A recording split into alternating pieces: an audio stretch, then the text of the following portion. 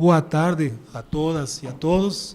Com grato prazer, eu reabro essa sessão da Escola Avançada de Altos Estudos da CAPES sobre água e sociedade em mudanças, numa semana que está marcada por desafios dos processos de saneamento. E para essa palestra, montamos essa mesa com prestigiados expertos. Em primeiro lugar, a doutora Elizabeth Rangel, da Fiocruz, entomologista, pesquisadora do Instituto Nacional de Ciência e Tecnologia para Mudanças Climáticas, fase 2, da subcomponente de saúde, a quem eu agradeço muito, Elizabeth, pela sua presença, junto com o pesquisador Bruno Carvalho, que aqui está presente. Um aplauso, por favor, para o pessoal. Também duas boas-vindas ao professor Márcio Giacomoni, da Universidade de Texas, em San Antonio, nos Estados Unidos, especialista em medidas compensatórias de drenagem urbana, quem fará uma apresentação tanto da temática como também do programa de dupla diplomação de doutorado entre a Universidade de São Paulo e a Universidade de Texas, em San Antonio. Aqui agradeço muito a sua presença. Obrigado. E o professor docente, professor associado do Departamento de Hidráulica e Saneamento, o professor Juliano José Corbi, especialista em macroinvertebrados aquáticos, que tem experiência na área de saúde, nessa relação água e saúde, na biologia, muito importante, que também fará parte dos debates. Aqui peço também um aplauso pela sua presença. Eu passo a palavra, então, à doutora Elizabeth, para as suas palavras, professor Juliano, e depois deixamos com o nosso convidado, nosso palestrante. Obrigado. É um prazer estar aqui. Quero agradecer ao professor Mediondo o convite. Então, eu e o Bruno, que é pós-doc da minha equipe, nós somos da Fiocruz, do Instituto Oswaldo Cruz, do Rio de Janeiro, mas também temos assim um prazer muito grande de estar aqui nessa mesa representando o INCT, do clima e saúde, mudanças climáticas, e eu sou uma das coordenadoras do subcomponente saúde. Então, a gente espera que, de alguma forma, a gente traga, eu e Bruno, a gente traga alguma contribuição para esse evento, para essa discussão, que eu considero da maior importância. Mais uma vez, obrigada, Medio.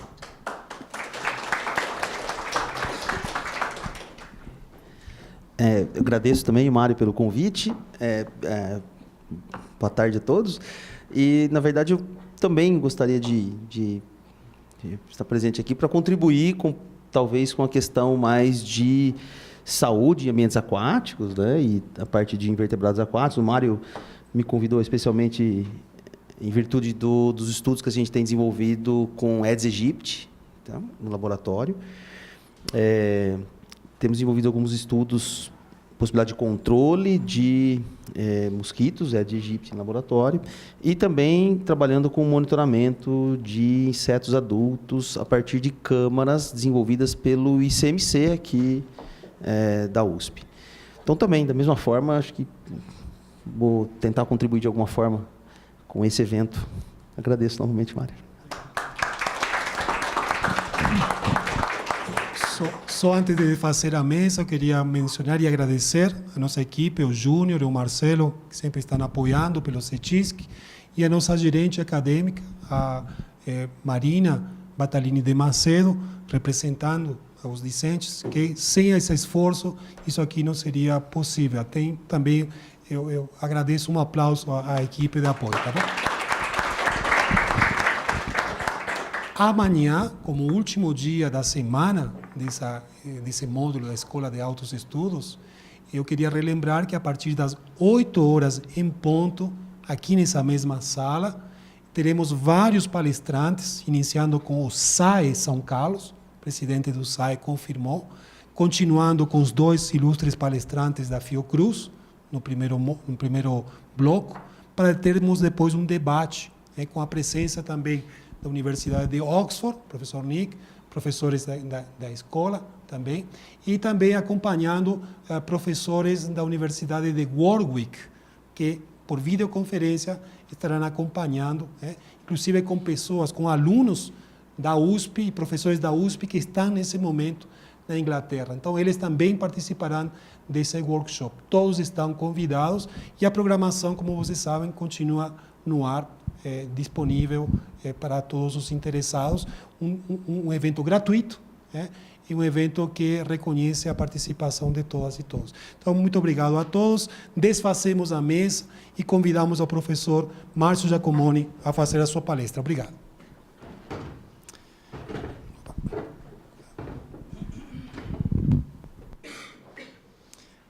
Bom, primeiramente, queria dar boa tarde ou boa noite a todos. Agradecer ao professor Mário e à Escola de Engenharia de São Carlos pelo convite e poder vir falar aqui para vocês. Antes de eu me apresentar em mais detalhes e especificamente falar sobre alguns projetos de pesquisa que a gente tem realizado na área de recursos hídricos e drenagem urbana, eu e o professor Mário, desde que iniciamos aproximadamente 1 ano e meio atrás, eu acredito, conversas de colaboração, surgiu a ideia, então, de a gente tentar estabelecer um programa de dupla titulação entre a USP de São Carlos e a UTSA, que é a Universidade do Texas, em San Antônio. Então, deixa eu falar um pouquinho sobre a nossa universidade. É uma universidade relativamente nova, foi fundada em 1969, está celebrando neste ano 50 anos de existência. É um ano importante para nós. A nossa instituição tem aproximadamente 32 mil alunos, é a 8ª maior universidade no estado do Texas e tem por planejamento continuar crescendo e atingir um corpo docente de 45 mil estudantes em 2028. Nós temos 3 campos espalhados em uma área total de 290 hectares de terra. Ao todo, 67 cursos de graduação, 69 cursos de mestrado e 24 programas de doutorado.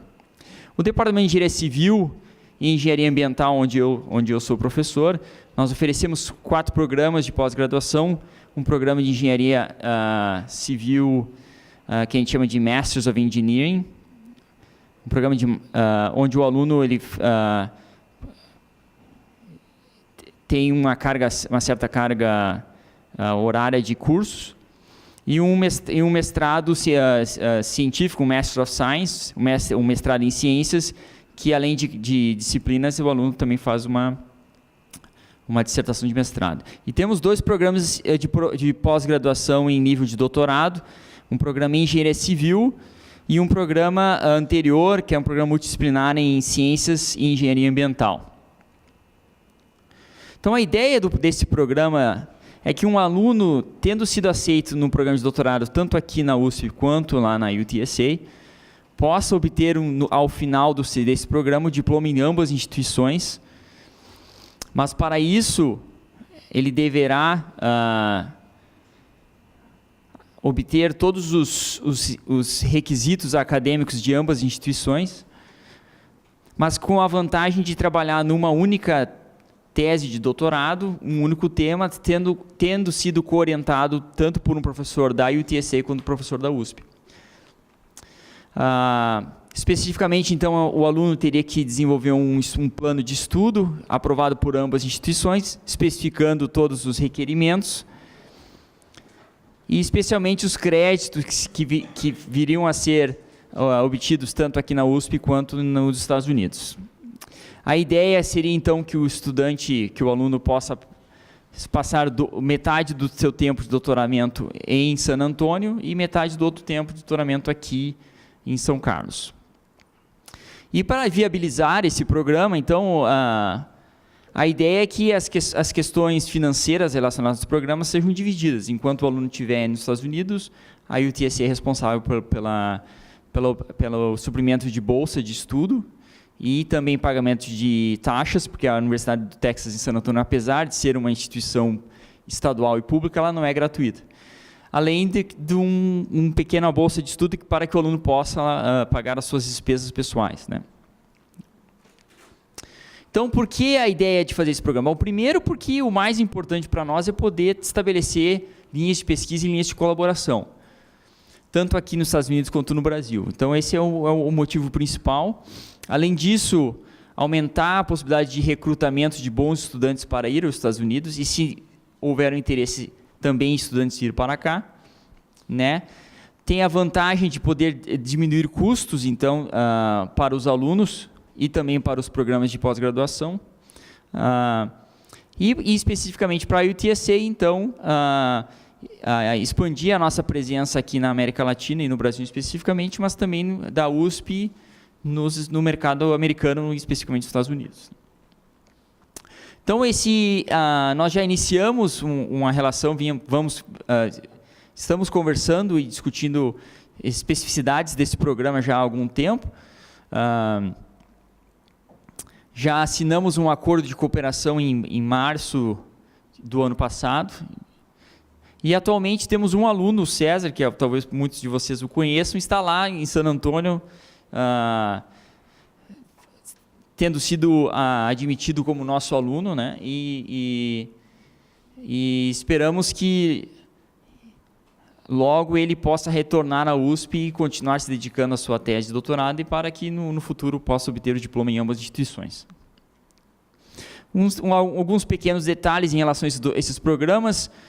Tanto o programa de doutorado da Engenharia Civil em San Antônio, a gente requer um número total de 30 créditos de cursos, que representa aproximadamente 10 cursos ou disciplinas, e mais 15 horas dedicadas à pesquisa e 15 horas dedicadas a que a gente chama para a escrita da tese. Na USP, o requerimento é um pouquinho diferente, 36 créditos, mas onde cada crédito representa aproximadamente 12 créditos lá dos Estados Unidos, mais um número maior de créditos relacionados à pesquisa em si. Então, esses detalhes em relação aos créditos é que a gente está, nesse momento, tentando estabelecer num acordo formal para que a gente possa, então, ter o programa iniciar, se tudo der certo, num futuro bem próximo. Então, essa é a descrição geral do programa. Agora eu vou começar a falar especificamente sobre a minha linha de pesquisa em dois projetos em que eu tenho me dedicado lá, relacionados a recursos hídricos e drenagem urbana, com enfoque em medidas mitigadoras. Antes disso, no entanto, deixa eu só dar rapidamente uma descrição do meu programa geral de pesquisa, dos meus interesses, que vão além de drenagem urbana. Eu tenho por formação hidrologia e gestão de planejamento em recursos hídricos, e tenho interesse em identificar problemas de recursos hídricos que possam ser modelados do ponto de vista matemático e também possam ser otimizados. Então, problemas do tipo sustentabilidade dos ambientes naturais e ambientes urbanos. Então, urbanização é um problema que está muito bem diagnosticado na literatura, as soluções já não são tão simples, né? Mas uma vez que áreas urbanizadas são incluídas no ambiente natural, o ciclo hidrológico é alterado de forma significativa. Isso causa problemas, tanto do ponto de vista de qualidade quanto quantidade de água. Mudanças climáticas é outro tema muito importante relacionado à sustentabilidade que a gente tem interesse. Em específico, no estado do Texas, em San Antônio, onde eu resido, que é uma região que sofre por períodos de escassez, esse é um tema muito relevante para o desenvolvimento da região. Então, como gerir os recursos hídricos em períodos onde a estiagem ocorre de forma extrema, dado que a população, não só global, mas a população urbana nos Estados Unidos e especificamente em San Antônio, Texas, tem crescido muito rapidamente. A questão é como se conservar a água, então, para que o abastecimento de água no futuro não seja comprometido. Especificamente, eu também me dedico a pesquisas na área de drenagem urbana e infraestrutura verde, com medidas mitigatórias, que eu vou falar mais em detalhe daqui a um pouquinho. E mais recentemente, iniciei um projeto de pesquisa com professores da engenharia de computação na UTSC relacionadas à resiliência e segurança de sistemas cyberfísicos, né?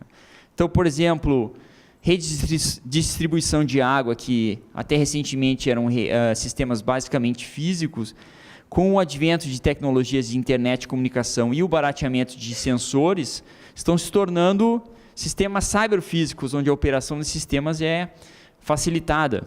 No entanto, os sistemas cyberfísicos são vulneráveis a possíveis ataques via internet, por exemplo. Então, esse é um tema que a gente está se dedicando a fazer pesquisas.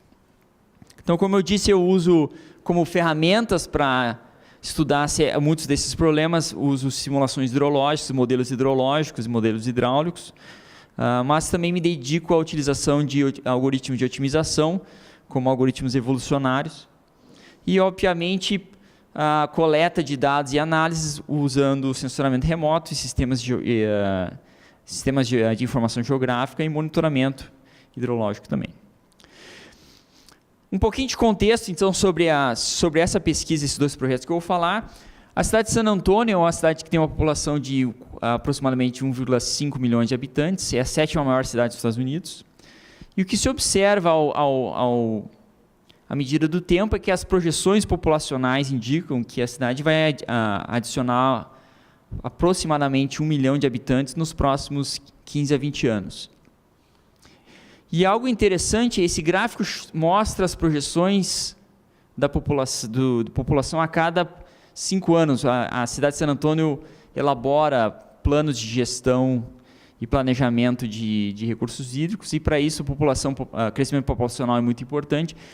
Mas toda vez que existe um novo plano, a gente verifica que o plano anterior, na verdade, subestimou o crescimento populacional. Além disso, a cidade ela depende, para fins de abastecimento urbano, de um aquífero chamado Edwards, que é uma formação karst com geologia de calcária, que é um aquífero muito prolífico, provê mais de 47% de toda a água de abastecimento da região, mas, ao mesmo tempo, também é um aquífero que provê água para espécies que estão ameaçadas de extinção. Então, existe um conflito muito grande entre diversos setores para a utilização da água deste aquífero, que não só está sendo muito utilizado, mas também, por questões geológicas, é um aquífero que está vulnerável a questões de contaminação. Então, como a gente sabe, uma vez uma área urbanizada, uma bacia se torna urbanizada, ocorre um crescimento significativo de volumes de escoamento superficial e vazões de pico, e, por consequência, redução, por exemplo, da recarga de aquíferos. Então, esse gráfico mostra, é um hidrograma unitário.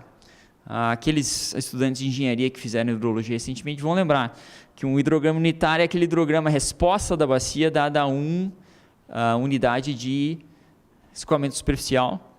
E a gente vê que esse gráfico é um hidrograma unitário de uma bacia em Houston, no Texas, que em 1941 se estimava que por exemplo, 1 milímetro de escoamento superficial geraria, nesse caso, 1 polegada, né, unidades americanas, geraria algo em torno de 1.000 pés cúbicos por segundo de vazão após 15 horas de escoamento. E à medida que se fosse urbanizando a bacia, esse hidrograma unitário começa a produzir muito mais vazão para a mesma quantidade de chuva. Além disso, áreas urbanizadas não só impactam a questão da quantidade da água, mas a qualidade da água pode vir a ser severamente impactada, principalmente porque áreas urbanas tendem a concentrar poluentes durante o tempo, e quando chove, durante tormentas, então esses poluentes são carregados e se concentram em corpos d'água. Particularmente na região de recarga de aquífero desse aquífero do Edwards, onde a gente utiliza e recolhe utiliza como fonte de abastecimento, existe regulação ambiental que requer que novas áreas urbanas tenham um tratamento de águas pluviais. E o critério utilizado para dimensionamento desse tratamento é que se trate em torno de 38 milímetros de chuva, que é aproximadamente a 85 percentil do regime de chuvas da região, e se reduza a pelo menos 80% dos sólidos suspensos totais. Esse critério normalmente é obtido na região pela construção de bacias de filtros de areia. E uma característica específica da regulação ambiental é que esses sistemas que, uma vez a água filtrada, eles não devem permitir a infiltração da água diretamente abaixo dos sistemas. Portanto, esses sistemas contêm uma camada impermeável ou de concreto ou de argila e um dreno que retira a água após a chuva passar, né? Mas a alternativa a esses sistemas são os chamados desenvolvimentos de baixo impacto, ou LEEDs, em termos em inglês, também muitas vezes denominados infraestrutura verde ou medidas mitigadoras em drenagem, que são estruturas diferentes, como, por exemplo, a coleta de água de chuva, pavimentos permeáveis, telhados verdes ou biorretenções, que tentam representar de uma forma mais adequada o regime hidrológico pré-desenvolvimento. São sistemas, então, que tentam incluir processos naturais, como plantas e infiltração de água de chuva nesses sistemas, e tende também ter como vantagem uma melhor aparência física e que tende a valorizar, por exemplo, propriedades. Então, existe uma série de vantagens em relação à utilização desses controles de estrutura verdes em relação ao típico bacias de filtro de areia que são utilizadas na região. Então, esse é um pequeno esquema mostrando o que é uma bacia de filtro de areia, que requer, como eu disse, atualmente, pela regulação ambiental, a utilização de camadas impermeáveis, portanto, não permitindo a água infiltrar diretamente ao solo. E tem algumas vantagens. Sistemas são utilizados porque, em geral, eles requerem menos área, funcionam bem em climas áridos e semiáridos, né? E provém uma alta retenção de sólidos suspensos e são fáceis de se operar e inspecionar. Essa é uma foto de um dos sistemas que está implementado atualmente no campus da Universidade do Texas, em San Antonio. No entanto, essas bacias de areia têm uma série de limitações. Eles podem vir a requerer uma certa manutenção maior em relação a outros tipos de controle. Um problema que se observa muitas vezes é efeitos de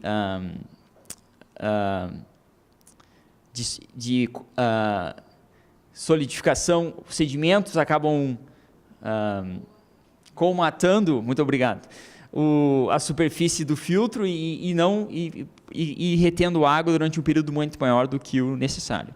Além disso, esses sistemas, na minha opinião, modesta opinião, são muito feios. Eu acho eles horrorosos.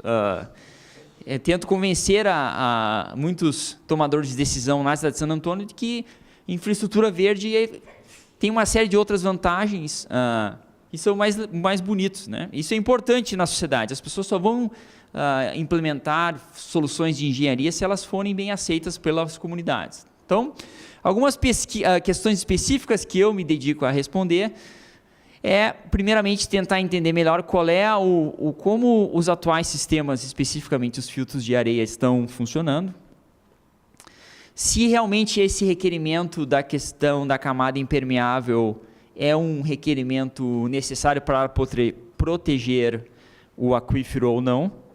Se não é necessário, quanto mais de recarga a gente poderia gerar ao aquífero se esses camadas impermeáveis de fundo não existissem, né? E como os outros tipos de controle ou medidas mitigadoras de drenagem funcionariam na região, quanto mais de recarga de volume e especialmente como a qualidade da água poderia ser melhorada. Então, um primeiro estudo que foi desenvolvido no nosso campus foi um monitoramento de uma dessas bacias, a bacia número 3, que drena aproximadamente 6 hectares de estacionamento alguns telhados de alguns prédios e uma área verde aqui à esquerda. É um sistema que tem aproximadamente 1.400 metros quadrados de área e um volume de 538 metros cúbicos. Então, a gente conduziu um monitoramento de 1 ano, onde a gente media vazões de entrada e saída, obtivemos amostras de água para medição da qualidade da água em laboratório. Monitoramos ao todo 10 eventos entre março de 2016 e fevereiro de 2017. Então, as coisas que nós medimos fomos a quantidade de sólidos, tanto na entrada quanto na saída de sistemas, número de bactérias, nutrientes e metais. Essa é uma foto de um aluno que trabalhou nesse projeto durante um dia que a bacia não estava chovendo, ela estava vazia. E aqui uma foto do mesmo sistema em diferentes ângulos quando ela estava cheia, após um período de uma chuva.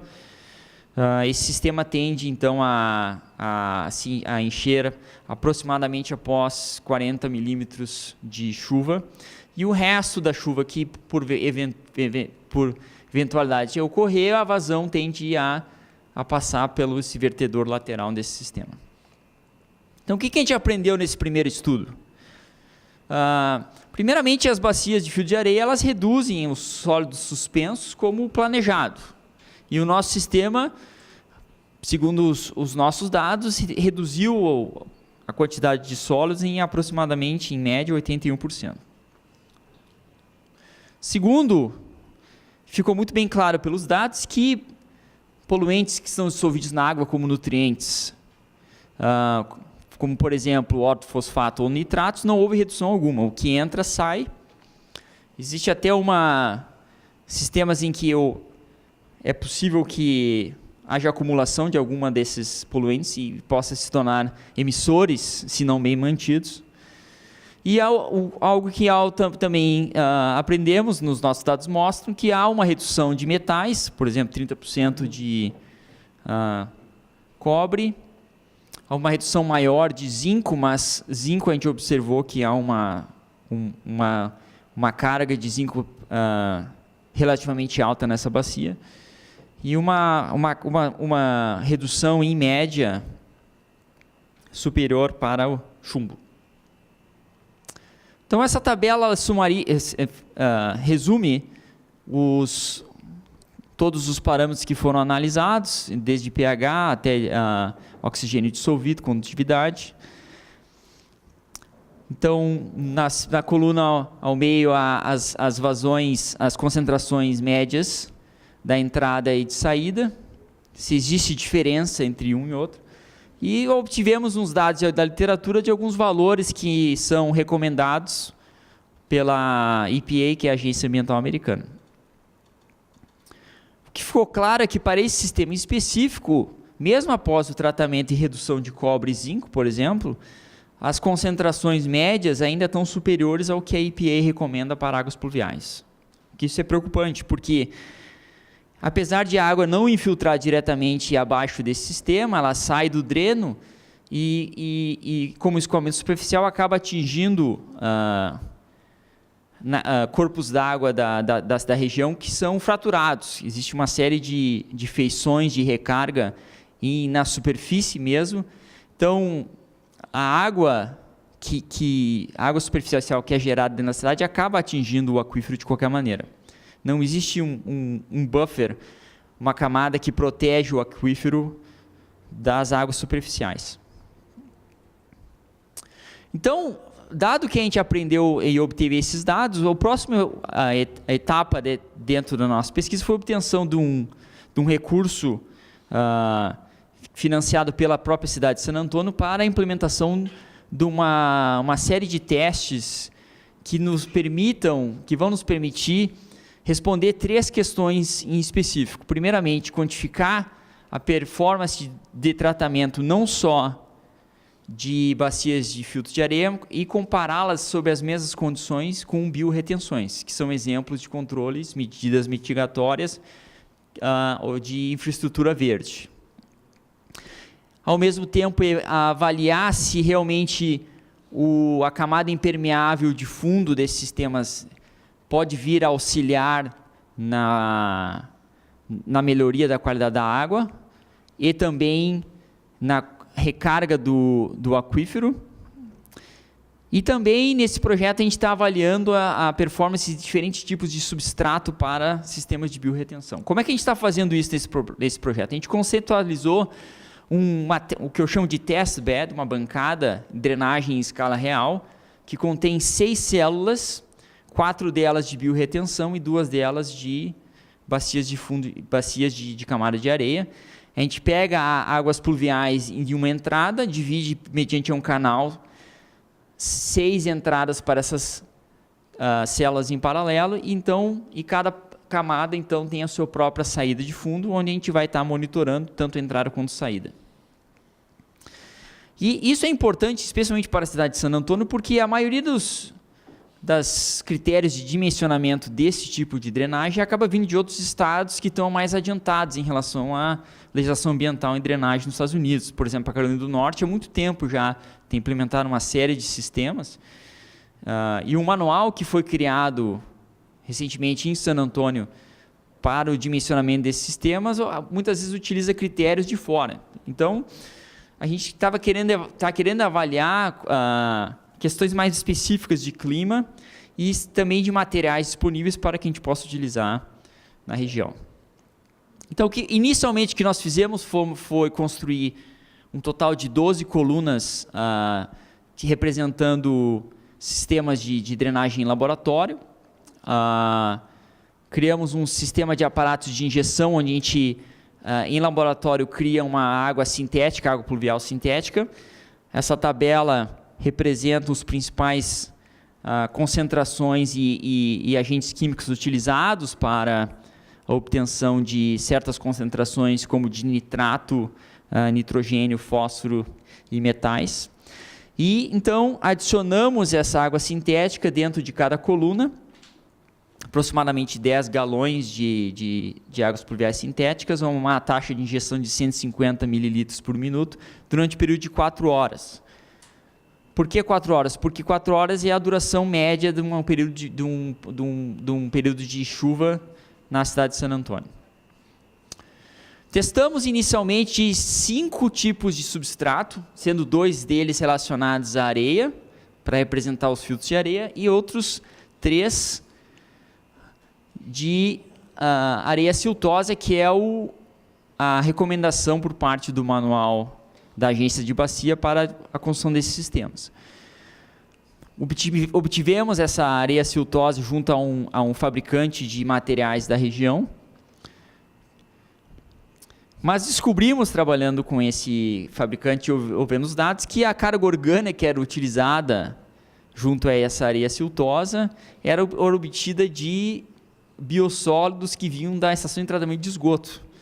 Então, vocês podem imaginar que a carga de fósforo que a gente observou era algo absurdamente alto. Então, esses sistemas estariam, se utilizados, estariam mais poluindo do que realmente removendo nutrientes.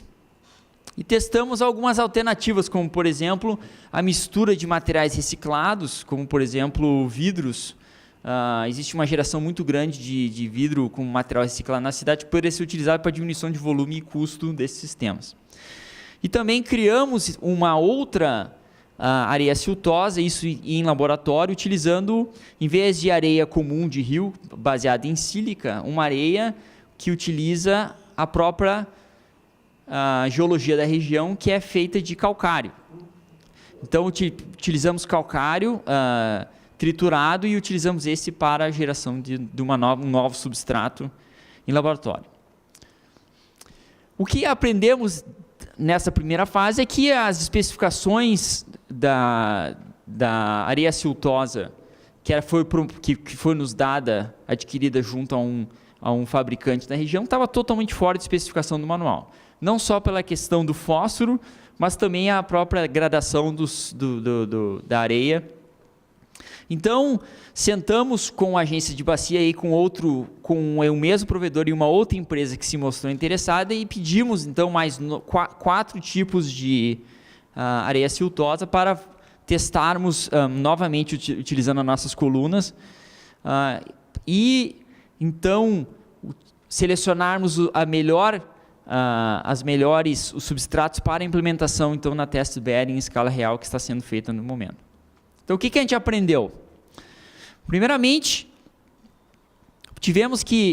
verificamos que as mídias que tiveram a maior redução de sólidos suspensos, por exemplo, são aquelas que estavam mais bem representadas pela especificação do manual. Então, por exemplo, aquela mídia que criamos em laboratório obteve a segunda maior retenção em sólidos, e a mídia segunda, que foi uma nova empresa que trabalhou com a gente também, obteve uma boa redução de sólidos, mas em geral todos os demais substratos estão acima daquilo que, com exceção desse último, estão acima daquilo do que o manual da agência de bacia recomenda, que é a redução de 80%. Em termos de fósforos totais, ficou muito claro que para quase todas as mídias da fase 1, com exceção daquela qual a gente utilizou o calcário como substrato, a quantidade de fósforo que estava sendo emitida pelos sistemas era superior em várias escalas de magnitude em relação ao que estava sendo injetado, né? E interessante que mesmo na fase 2, onde a gente tentou trabalhar com aquela empresa que não utilizou mais os biossólidos, ainda assim a sua mídia ainda estava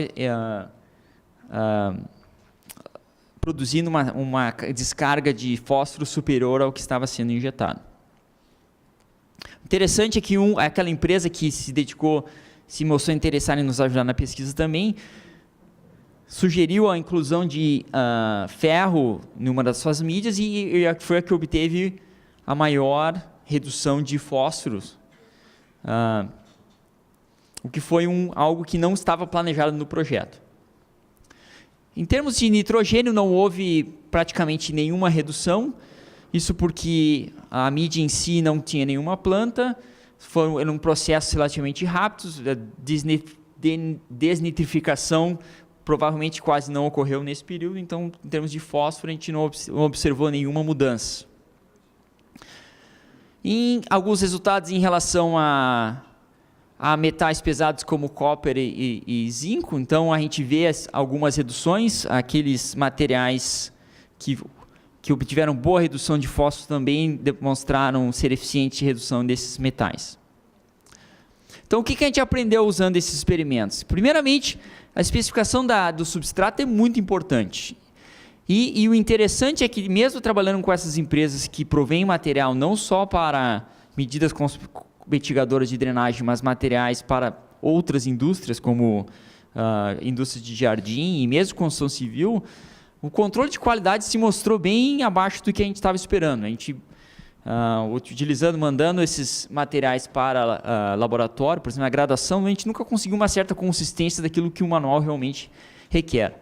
Além disso, ficou muito claro que existe essa questão de fósforo, que uma das empresas não soube realmente reduzir. Reduziu bastante ao parar de utilizar os biossólidos, mas ainda assim a sua carga orgânica estava um pouco alta. Então, como uma mensagem que eu deixo para vocês aqui é que a colaboração, quando a gente está fazendo pesquisa, e a colaboração com a indústria, aquelas pessoas que estão realmente produzindo o material que vai ser utilizado na realidade, é muito importante. Entendeu?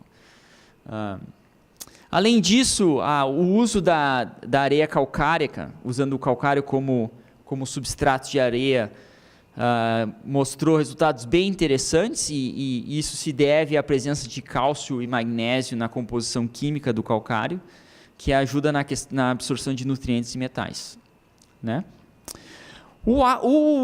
Um resultado bastante interessante que nós obtemos foi a questão da introdução do ferro como material no substrato de uma das biorretenções, mas, no entanto, nós não medimos a concentração de ferro na saída desses sistemas. E uma pergunta que ficou no ar é: será que ao introduzir ferro para redução de nutrientes, a gente não vai estar exportando ferro como um poluente em si? Foi uma pergunta que ficou em aberto, que nós não conseguimos explorar ainda. Por esse motivo, não utilizamos aquela mídia que tem ferro na nossa bacia. Achamos melhor não excluí-la da implementação. Bom, uma terceira fase, então, dos experimentos que nós fizemos, pegamos as duas mídias que melhor apresentaram resultados em termos de qualidade da água E fizemos uma nova fase de testes, agora sim utilizando plantas. Então, consultamos um especialista, um arquiteto de landscape da agência de Bacia. Ele recomendou 3 plantas nativas, que são resistentes a períodos de estiagem, mas também resistentes a potencial período de inundação.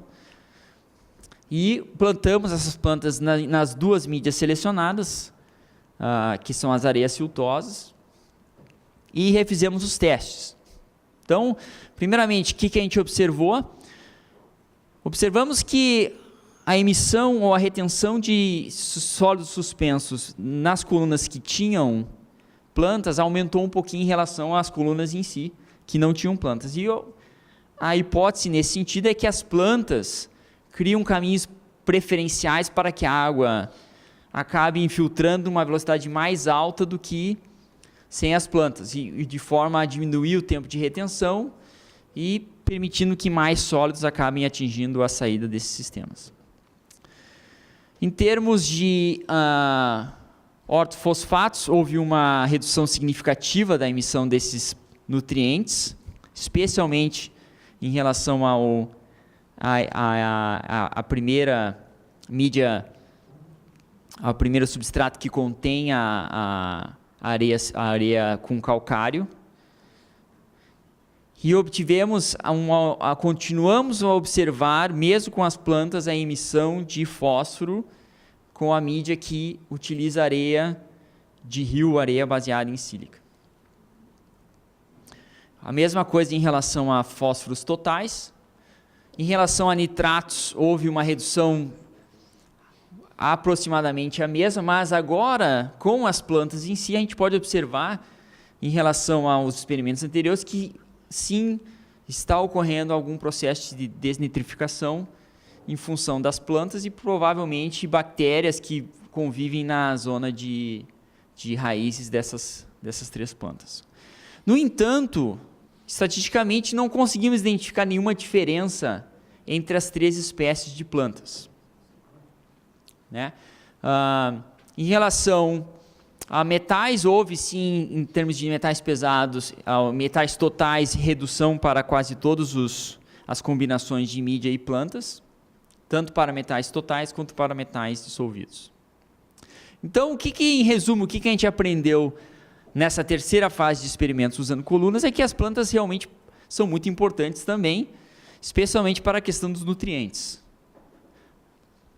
dado a questão de bioacumulação, mas não foi observado uma diferença significativa entre as 3 espécies de plantas. Obviamente foram conduzidos apenas, para cada planta e solo, apenas 2 duplicatas e um experimento em si. O ideal é que se tenha um número muito maior de experimentos para explorar essa questão das diferenças. Certamente deve haver plantas que melhor absorvem certos nutrientes, certos metais do que outras. Bom, rapidamente então, deixa eu descrever o testbed que a gente terminou de construir recentemente. Ele foi implementado no próprio campus da universidade, tem uma bacia de drenagem de aproximadamente 1,2 hectares, e drena estacionamentos, alguns telhados e também uma área verde de algumas... onde é uma área que só tem aproximadamente gramas. Esse é o plano, é uma área, uma vista superior do projeto que foi inicialmente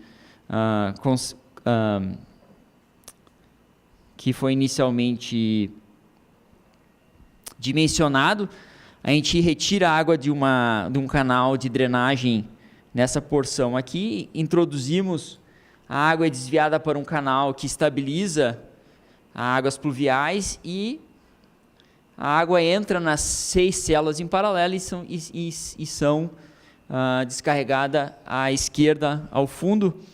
Essa é a seção transversal de todas das 6 células abaixo. Então são 6 células, sendo 3 células, 2 células de filtros de areia, uma com a camada impermeável de concreto e uma sem camada de concreto, permitindo que a gente possa, no mesmo ambiente, sob as mesmas condições, analisar diferenças de qualidade e quantidade de água entre esses dois, entre bacias de filtro de areia, mas também biorretenções. Então, as outras 2 ou 4 células são, então, utilizando aqueles substratos que a gente obteve em laboratório com as plantas que foram regulamentadas também. Essa é a foto do sistema. A água entra, essa é a foto de um lado da test bed e essa foto de cima do outro lado. A água entra neste canal e entra dentro das células mediante a orifícios, superficialmente, e infiltra dentro das mídias e acaba sendo, então, descarregado de volta ao ambiente por descarregadores de fundo, onde a gente vai estar medindo vazões e também obtendo amostras utilizando amostradores automáticos. Essa é uma foto mais recente onde a gente implementou um shed, uma pequena casa de monitoramento. O ângulo posterior, nesse momento, o que está faltando é agora a gente colocar os sensores e os tubos para iniciar o monitoramento que vai ocorrer durante o período de 2 anos. Essa é uma outra foto de uma das biorretenções já com as plantas instaladas, e aqui é o descarregador de fundo, a saída, onde a gente vai estar medindo vazão. Então, como eu disse, esse monitoramento a gente espera, nos próximos 2 anos, tentar obter dados de entrada e de saída para pelo menos 20 eventos em separado, 10 eventos por ano, e vamos medir, então, vazão de entrada, saída e amostras onde a gente poderá medir sólidos suspensos, sólidos voláteis, bactérias, metais e também nutrientes. Um outro componente desse projeto é a questão de educação, não só de estudantes da própria universidade, mas também estudantes de 2º grau e outras escolas da região. Então, a gente tem, como parte desse programa, trazer alunos de fora da universidade para vir conhecer os nossos laboratórios e também conhecer a test bed. E também gerar conhecimento para que a gente possa utilizar nas nossas aulas, nos nossos cursos da universidade, e também engajar a comunidade em geral, membros da cidade de San Antônio que possam vir e aprender a questão de sustentabilidade de recursos hídricos e medidas mitigadoras de drenagem no nosso campus. Rapidamente, em termos de benefícios desse projeto, então, a gente vai melhorar a qualidade da água no campus, gerar conhecimento científico para que possa ser utilizado por agências reguladoras, tanto em nível federal, estadual e local, e também aumentar o conhecimento de alunos e do público sobre a questão de drenagem, o quão importante é a questão da qualidade da água, não só para o meio ambiente, mas como também para a saúde das comunidades. Aumentar a nossa capacidade de geração de conhecimento e atrair mais financiamento para pesquisas, né? E também auxiliar a agência de bacia para a melhoria dos critérios de dimensionamento. Então, eu queria agradecer a atenção de vocês. Muito obrigado pela oportunidade de vir falar aqui. Esse é o meu e-mail. Se alguém tiver alguma pergunta e alguma curiosidade, por favor, entre em contato. Estarei também à disposição para responder perguntas. Então, muito obrigado.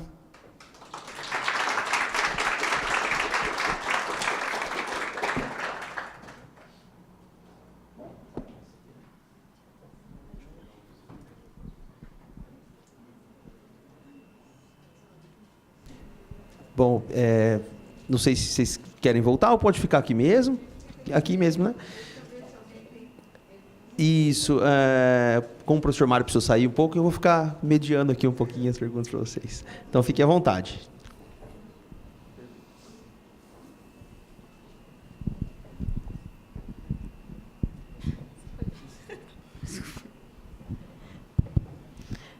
Boa noite, professor. Boa noite. Meu nome é Cristiane, eu sou aluna de mestrado em qualidade de água. E eu fiquei pensando como que é a relação dos resultados do trabalho do senhor com a gestão, a prefeitura de lá.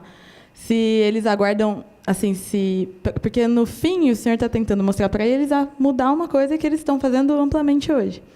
Como que eles veem esse trabalho? Nesse sentido, assim, a pergunta. Obrigada. Joia, obrigado. Tanto a Prefeitura de San Antônio quanto a Agência de Bacia são fundamentais nessa relação e têm interesse direto nos nossos resultados, né? Então, esse projeto ele é financiado por recursos locais de um programa da própria cidade que foi aprovado por eleitores. Nos Estados Unidos, o processo político, a gente não vota só em representantes nas eleições, a gente vota em programas. E um dos programas que foi aprovado há uns anos atrás é um programa que aumentava um pouquinho do imposto que a gente paga sobre o consumo de bens e serviços para a geração de recursos para a proteção do aquífero principal, que é o Edwards. Então, desse total de recursos, a cidade criou esse programa em específico para financiamento e construção de medidas mitigadoras de drenagem. E esse projeto, então, é financiado pela cidade, mas ele é gerido pela uma diretora da agência de bacias diretamente. Então, todos os resultados que a gente obtém são resultados de informação pública, a gente escreve relatórios, obviamente, né? E no final do projeto, a gente vai submeter um relatório final com recomendações especificamente sobre as coisas que nós estamos observando e obtendo nesse projeto. Opa. Boa noite. Boa noite. Meu nome é Eduardo, eu sou aluno aqui do programa também. Eu gostaria de saber se vocês têm intenção, ou se já mexeram com isso, de poder tratar compostos orgânicos emergentes dessa água de escoamento também, né? Que tem por causa da presença de óleos que podem ter na pista e tudo mais, ou em outros tipos de compostos também, né? Aí eu queria saber se vocês têm interesse disso, ou se já viu alguma coisa relacionada. E outra pergunta é que se vocês usassem, por exemplo, o carvão ativado junto ali na matriz, ali, não já ajudaria a remover metais, por exemplo? Certo. O carvão ativado é um material que está sendo bastante estudado lá nos Estados Unidos. Tem grupos de pesquisa que estão utilizando o carvão ativado em medidas mitigadoras, né? Nós não testamos no nosso experimento. Nosso enfoque foi na utilização de materiais locais, especificamente a areia que é criada à base de calcário, que é um material que é abundante na região, né? Em relação à segunda pergunta de outros componentes, né?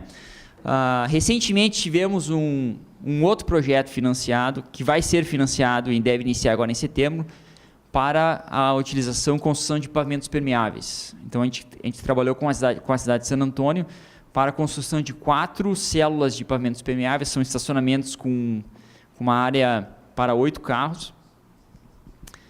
E vamos fazer o monitoramento dessas 4 células de 4 tipos de pavimento permeável, além de uma célula controle, que é um estacionamento comum. E um dos requerimentos que nos foi feito por parte da cidade, a proposta inicial não continha o monitoramento de hidrocarbonetos. E foi uma restrição por parte de um dos membros do comitê que aprovava os projetos, que se a gente não medisse hidrocarbonetos, ele não aprovaria o projeto. E eu falei para ele, olha, nós adoraríamos medir hidrocarbonetos, mas é muito caro, não cabe no orçamento. Aí ele falou assim, aí a gestora geral do programa levantou, daí ele sugeriu assim, então vai fazer o orçamento e volta daqui a um mês e apresenta de novo. E já era a segunda vez que nós estávamos apresentando. A gestora levantou e disse, para fazer o hidrocarbonetos nós vamos precisar $100 mil a mais. E eu não sei de onde é que ela tirou esse número, mas ela queria que o projeto avançasse na questão. Então, o projeto acabou sendo aprovado, a gente voltou, fizemos um orçamento e vamos monitorar, então, nos pavimentos permeáveis, hidrocarbonetos totais de petróleo e também hidrocarbonetos aromáticos, se eu não me engano, policíclicos aromáticos, exatamente, além de dureza, que é uma variável importante. Agradeço, obrigado pela pergunta. Oi. Professora. A gente já conversou, você sabe que eu trabalho com doenças negligenciadas e na nossa visão, para mitigar as iniquidades das populações que estão em risco ou já sofrendo das doenças negligenciadas, é importante a interface com a comunidade. E eu vi bem no final do seu projeto que você faz essa abordagem. Então, eu queria saber de você como você pretende trabalhar isso, como você vai levar isso para a comunidade. Certo. O nosso primeiro projeto que eu apresentei, que foi aquela primeira investigação sobre as bacias de fio de areia, foi financiado, parcialmente financiado, por um órgão de não fins lucrativos chamado Great Edwards Aquifer Alliance, que é uma aliança de membros da comunidade que se dedicam à questão da preservação do aquífero. Então, é um órgão muito influente politicamente na cidade. Muita gente não gosta deles porque eles acabam fazendo um embate no nível político muito importante advogando pela questão do ambiente, né? Então, eles já são parceiros desse projeto. A gente já tem uma experiência com eles. Então, a gente quer que eles nos ajudem, então, a que a gente possa trazer membros da comunidade a vir visitar os nossos laboratórios e o TSBN. Além disso, a interface com o poder público é fundamental, porque a gente está gerando conhecimento. No final, para que as pessoas realmente implementem essas questões, tem que haver certos incentivos por parte do poder público, né? Então, neste momento, a nossa interface está muito com os financiadores do projeto, mas queremos sim trazer essas outras pessoas para vir. E além do que, a questão da educação, não só dos nossos alunos, como de alunos mais jovens que eventualmente vão vir para a universidade, né? Tem que ser um trabalho constante de longo prazo, né? Uma dificuldade muito grande que se observa dentro da cidade de San Antônio é exatamente, muitas vezes, proprietários de áreas que estão sendo construídas gostariam de implementar esse tipo de solução, mas a comunidade de engenharia, por exemplo, não sabe dimensionar. Engenheiros que foram formados há 20, 30 anos atrás nunca ouviram falar, acham que é muito caro. Isso eu já ouvi de donos da maior empresa de engenharia de San Antônio falando que o interesse dele era maximizar os benefícios do seu cliente. Mas, na verdade, ele não sabe fazer, por isso que ele não faz. E não só isso, não só os engenheiros não sabem dimensionar, mas também existe um problema seríssimo de empresas de construção que não sabem construir. Então, está tendo um trabalho grande por parte da agência de bacia para a oferta de workshops, de treinamento, não só para engenheiros, mas também para construtores, para que esses sistemas possam vir a ser implementados. Boa noite, professor. Boa noite. Meu nome é Rafael, eu sou aluno aqui do programa também de pós da Engenharia Hidráulica e Saneamento. Minha pergunta era com relação à questão da amostragem. O senhor mostrou, né, que tinha lá um amostrador automático lá no exutório, que fazia a coleta das amostras. E eu queria saber se em algum momento do projeto ocorreu o interesse de verificar se ocorria nos eventos de precipitação aquele fenômeno de primeira carga de lavagem, o first flush, né? Porque isso tem um impacto interessante no dimensionamento dos leitos, né? Considerando que se isso ocorre, aquela primeira carga poderia ser tratada, né? Aquela primeira água com carga maior poderia ser direcionada para um tratamento e a água com melhor qualidade já poderia ser direcionada para outros usos, como, por exemplo, a infiltração, a recarga de aquífero. Exato.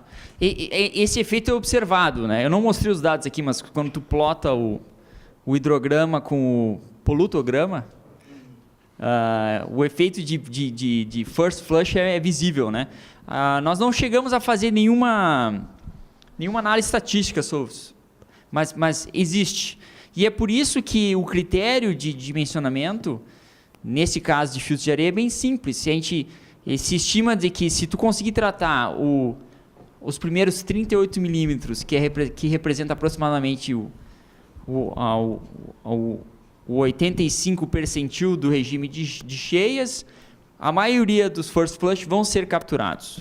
E o resto acaba sendo, então, sendo bypass, né? Acaba passando e não passa sobre a filtragem desses sistemas.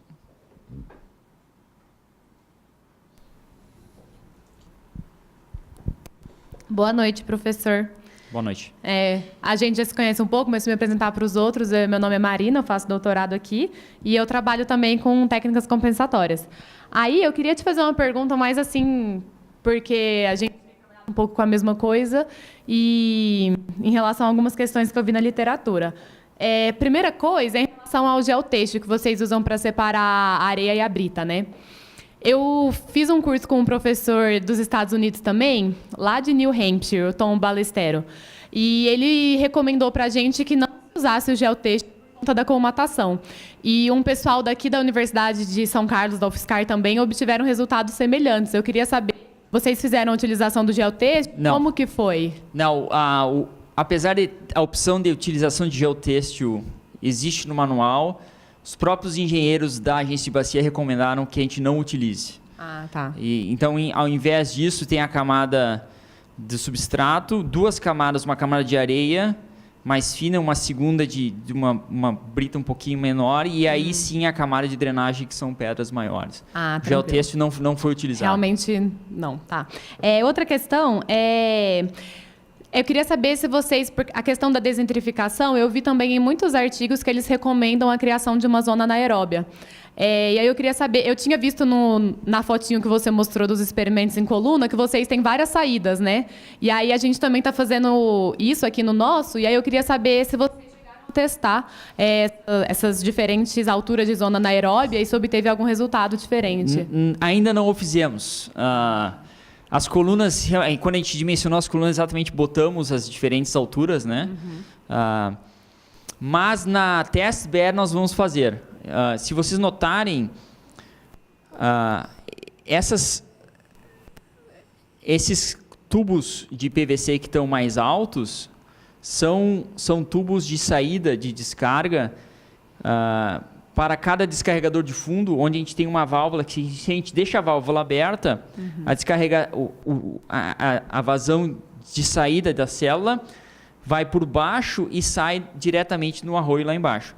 Então, a ideia é fazer 1 ano do sistema sem nenhuma zona anaeróbica, 10 eventos, e depois fecharmos, então, essas válvulas, transferirmos os medidores de vazão lá de baixo para essas saídas, e conduzirmos, então, mais 10 eventos utilizando a zona anaeróbica para... E a literatura é bem clara, se melhora bastante, né? Uma questão interessante que nós temos é, uma vez criar essas zonas anaeróbicas, para aquelas células onde não existe a camada impermeável, quanto mais infiltração isso vai gerar, por exemplo. Quanto tempo a gente vai manter essa camada de zona saturada. Interessante. E outra questão também é... Os experimentos que vocês vão fazer nessas test beds, eles são reais ou eles são controlados? São reais. São reais. Todas vão ser eventos de águas pluviais que são gerados durante períodos de chuva. A grande preocupação é que a gente acabou de terminar de construir e eu estou louco de medo de que, na verdade, a gente inicie um período de estiagem e não chova durante 2 anos. O que é possível. Porque a gente já teve períodos longos de estiagem em San Antônio. O regime de chuvas lá ele é bastante concentrado, mas não existe um período... Então, chove em média na cidade algo em torno de 700 milímetros, o que é menos da metade daqui, eu imagino. Né? E se isso ocorrer, eu estarei em sérios problemas, porque eu gastei um monte de dinheiro para construir um negócio que não... Né? Então, vamos rezar e dançar a dança da chuva para obtermos bons dados. Tranquilo. E a última questão que eu queria fazer é que nos experimentos que vocês fizeram em laboratório, vocês não não fizeram, não simularam fontes de carbono, né? Pelo que eu vi Não. Porque eu vi também que a fonte de carbono ajuda também no tratamento de nutrientes. Mas é só para confirmar que vocês não fizeram isso mesmo, né? Não fizemos. Ah, tá. E você sabe como faria? Não sei. Tá. Ok, obrigada. Mas posso te auxiliar na literatura depois. A gente pode conversar Tranquilo. sobre isso. Obrigada. Obrigado. Oi. Boa noite, professor Boa Márcio. noite. Obrigado aí por compartilhar aí os seus resultados, são muito interessantes. E eu fiquei bastante curioso em relação à questão do ferro, que você comentou. O substrato que vocês usaram que continha ferro, você tem mais ou menos uma noção do teor de ferro? Não tenho. Na verdade, quando eu fui pedir para essa nova empresa que se mostrou interessada em nos auxiliar, eu pedi que eles nos fornecessem somente a areia siltosa com a areia de calcário triturada. Mas a pessoa que eu estava... que é um dos sócios da empresa, ele tem formação em ciências do solo pela Texas A&M University, que é uma universidade grande, até onde eu fiz doutorado. E ele teve a ideia do ferro. Ele não me avisou um dia, ele simplesmente entregou o material e falou: olha, eu tenho aqui a que tu pediu e tem essa aqui com ferro que é bom. Ele falou assim, tá bom, nós vamos testar. Mas como a gente não tinha recursos para testar um potencial... as concentrações de ferro, tanto de entrada quanto de saída, a gente achou por melhor não utilizá-la esse substrato no nosso test bed, nas nossas células. Nas maiores, né? Ele mostrou os dados. Eu poderia obter as concentrações de ferro, porque ele depois mandou o substrato dele por um laboratório de solos que fez análise química, né? Mas eu te confesso que eu não sei. Não, é que eu achei interessante, e daí por isso a minha pergunta é porque aqui no Brasil, né, os solos tropicais eles são ricos em ferro. Exato. E daí seria uma oportunidade de pesquisa, né, para o pessoal aí que trabalha com as biorretenções. Então, na verdade, é mais para ter uma noção de ordem de grandeza, para se caso fosse aplicável aqui no nosso caso, né, que a gente é bastante rico nessa questão, né, solos tropicais. A outra questão, você falou que se não chover, acho que você não precisa se preocupar tanto, qualquer coisa você pode montar um simulador de chuvas, não sei, uma sugestão. Essa foi uma ideia, na verdade. Se eu tivesse que refazer esse projeto iniciado do zero, eu não teria feito tão grande. Na verdade,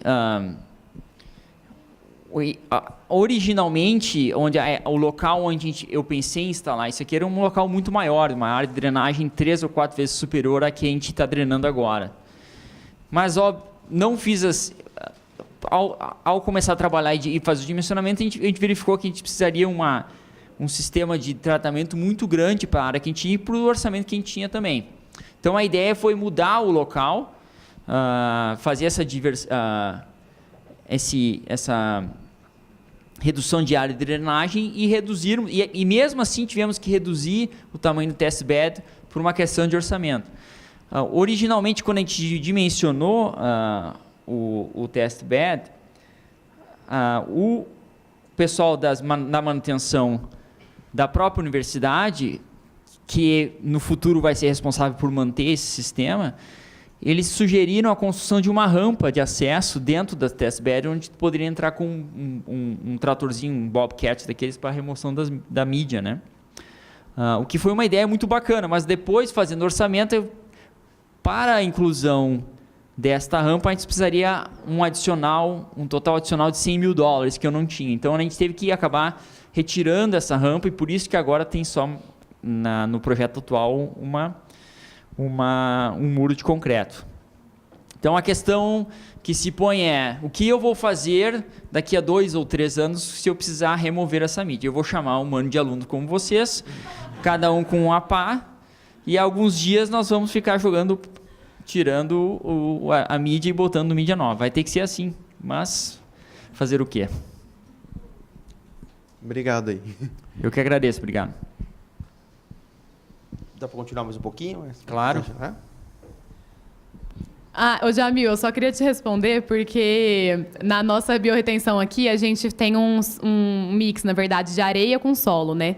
E o nosso solo aqui realmente tem muito ferro, mas não funciona não, porque tem muita exportação de ferro. A gente tem exportação tipo de quase 100%, assim, sabe? Praticamente não entra ferro e sai muito ferro. E aí a gente chegou à conclusão de que era por conta do solo mesmo, porque o nosso sistema de drenagem ele é só da rua, né? Então ele não passa pelo solo. E aí quando ele passa na biorretenção, ele pega todo o ferro que tem no solo e sai com uma quantidade muito grande.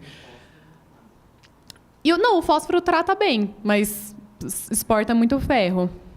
Aí é um problema assim que a gente verificou quando a gente fez nossos experimentos. Mais alguém?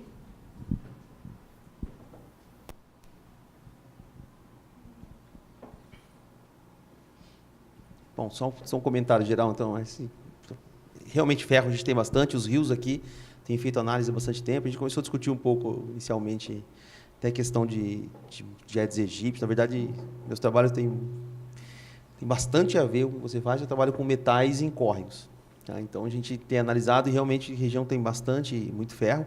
E um problema que a gente tem tido aqui na região, na verdade, é fertilizante da cana-de-açúcar, que tem levado metais para esses ambientes aquáticos. Então, não só o ferro, que é muito presente, mas, como você apresentou, cobre, zinco e, inclusive, cádmio e chumbo, que são os metais pesados, né? Que realmente causam toxicidade às espécies. Então, na verdade, é um problema muito grande que a gente tem aqui. E alguns estudos têm mostrado que os fertilizantes contêm bastante metais. Claro, são micronutrientes, mas tem metais aí pesados no meio que têm causado problemas. Outra questão é que você falou da chuva, né? Pra você ter uma ideia, em 2001, aqui na região, 2001, 2002, tivemos 500 milímetros de chuva só em janeiro. Nós tivemos lá 500 milímetros de chuva em um evento, que foi o Hurricane Harvey em Houston. Na verdade, foi mais, eu acho. Algo em torno disso em 48 horas. Foi a maior chuva já registrada na história dos Estados Unidos. Algo em torno de 200 bilhões de dólares em custos. Né? Foi a mãe das tempestades. Muita chuva. Muita chuva. Legal. Sobre a questão dos nutrientes em ambientes urbanos lá nos Estados Unidos, a gente verifica a presença de nutrientes também relacionada as residências acabam utilizando fertilizantes inorgânicos, né?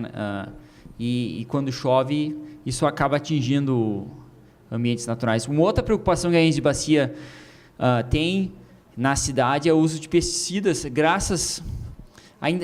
Não digo isso, eu gostaria de poder medir pesticidas na nossa área, mas eu sei que são experimentos caros, né? A gente acabou não precisando não fazer nos nossos experimentos, mas é uma preocupação também na cidade. Sim. Isso. Mais alguém, pessoal? Uma questão? Podemos finalizar? Obrigado, Márcio. Eu que agradeço. Muito obrigado.